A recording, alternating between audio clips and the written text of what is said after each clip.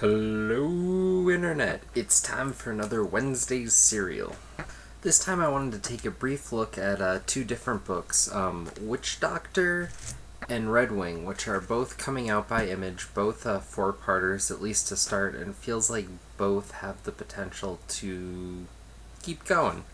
So first up, since it came out last week, is Witch Doctor, which is a different look. I've heard it described on the solicits as, House meets Fringe. It's pretty much what it says. It's an actual MD character who's going through and taking all these metaphysical ideas and applying real scientific thought to it. I mean, obviously stretched and whatnot, and there's some out there stuff, and it's kind of funny in the absurdity.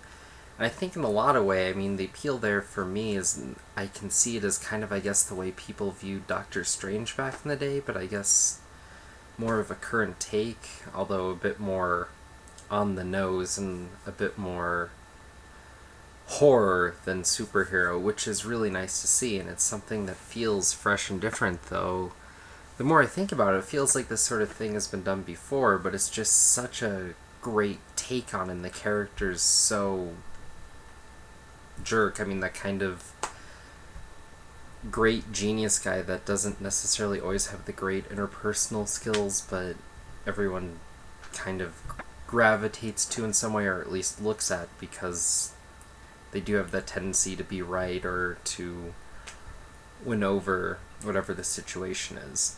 So it's a really interesting book, and I've asked a couple people about it, and the general consensus is it's a very interesting book. It's starting off very interestingly, but it's really hard to say how things are going to fly until the second issue comes out, when we really get to the story, because so far it's really just been setting and a little bit of character, and the story hasn't really revealed itself.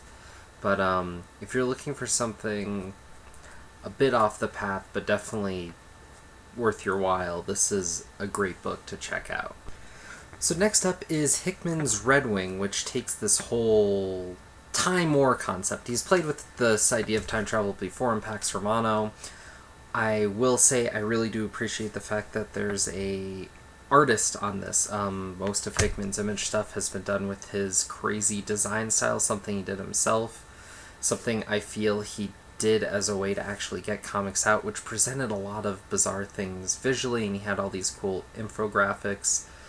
None of that's really going on here, and I like that change of pace, I gotta say. I mean, it is kind of cool to have something different. All of his old Hickman stuff did that, but I felt like with this book he probably would have been pulling it out of his butt, and especially since he did decide to go with an artist. So it's really nice to see that. And there are lots of great visuals, lots of great pages. There's some spreads that are just visually stunning.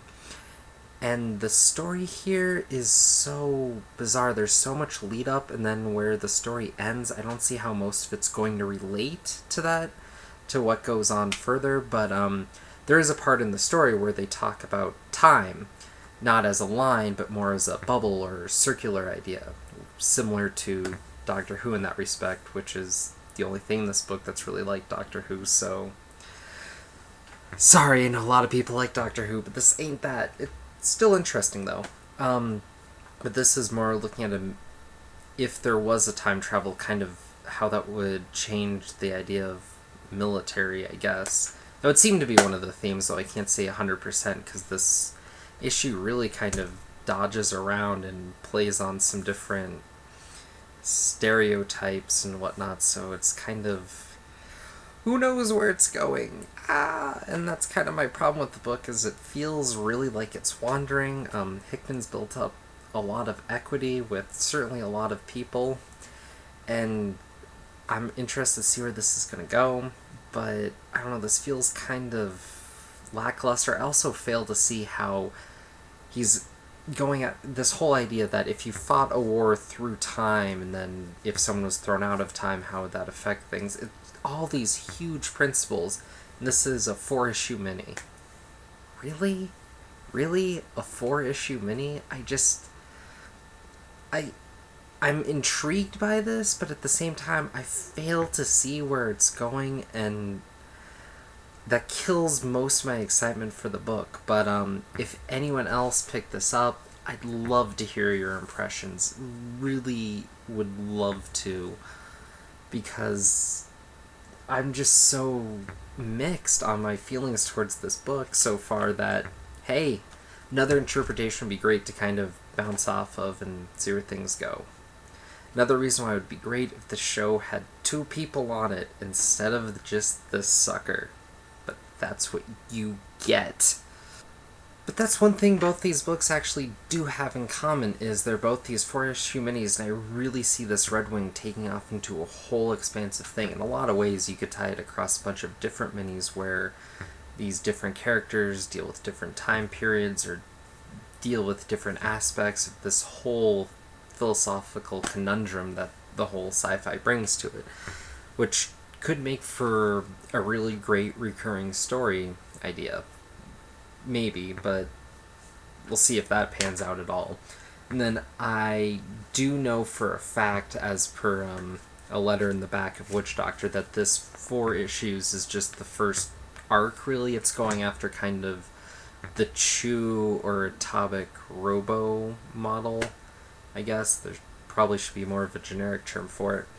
But, you know, where they publish so many issues for an arc, and then they take a break, however long that is, and they come back with the next arc, and that's consistent, or planned to be consistent, and then they come back with the next mini, and I imagine it would all more or less tie together and be a series, but those chunks would be all relative to itself, kind of like an arc, which I think is a really good model, especially for independent comics, and sometimes things get bumpy, but this way there's a consistent schedule, and there needs to be.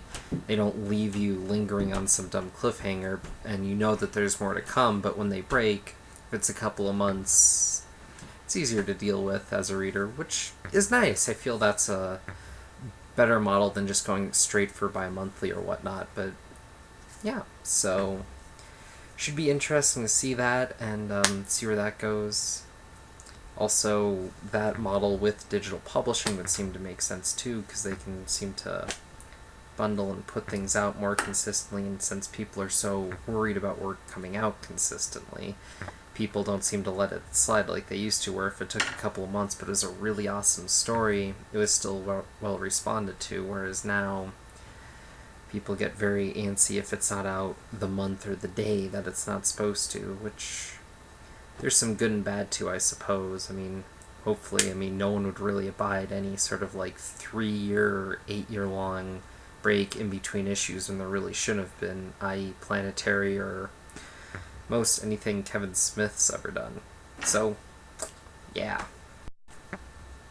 And in other news, if anyone cares, there haven't been a lot of videos recently, and this one's a bit more trying to get my energy back, trying to hopefully get back to more reviewing. Just I had a bit of snag in the road, and I was kicked off of IMJ, if any of you were watching any of the small bit I ever got up there anyways, so that was a whole thing. Hopefully I can move past it. Hopefully someone cares. Hey.